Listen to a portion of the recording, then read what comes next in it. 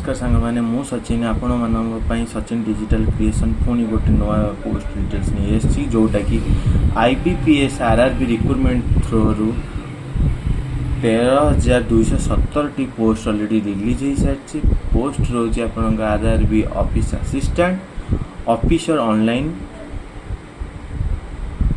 को मैंने आवेदन करें इंस्टीट्यूट बैंकिंग पर्सनल सिलेक्शन जे रीजनल रूरल बैंक्स जोटा रोचे जमी गाँव बैंक सब रोचे गवर्नमेंट बैंक गुड़ा से बैंक थ्रू आप अप्लाई करेंगे स्केल 1 सेकेंड आई थर्ड आई रोचे एससी एसटी पीडब्ल्यू कैंडिडेट 175 टंका विथ जीएसटी अच्छी आउ अदर स्टूडेंट जनरल और OBC SCBC student 850 including GST अच्छी तो जोटा officer scale I and second I third I थ्रो अच्छी ऑफिसर असिस्टेंट मल्टीपल पर्पज जोटा कि रही है एससी एसटी पीडब्ल्यूडी और ईएसएम डीएसएम कैंडिडेट 175 अच्छी with GST for all other माने जनरल एससीबीसी ओबीसी रोचन तो से 850 रोचे अप्लाई तारीख ऑलरेडी सांग मैंने 1/9/2025 रु स्टार्ट हो सारी जोटा शेष तारीख 21/9/2025 पर्यंत अच्छी तो एग्जाम आपणकर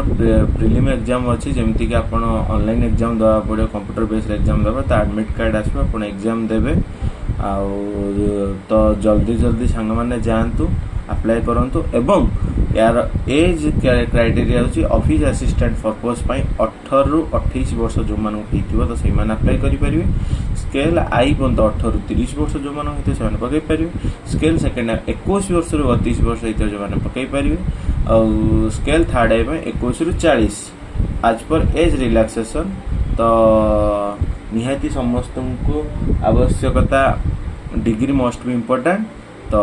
50% भी मार्क रही था दरकार तो सांग मैंने जो मान पाखे बैचलर डिग्री अच्छी मतलब ग्रेजुएशन कंप्लीट कर 50% कंप्लीट कर तो से मैंने जातु जल्दी जल्दी अप्लाई करूँ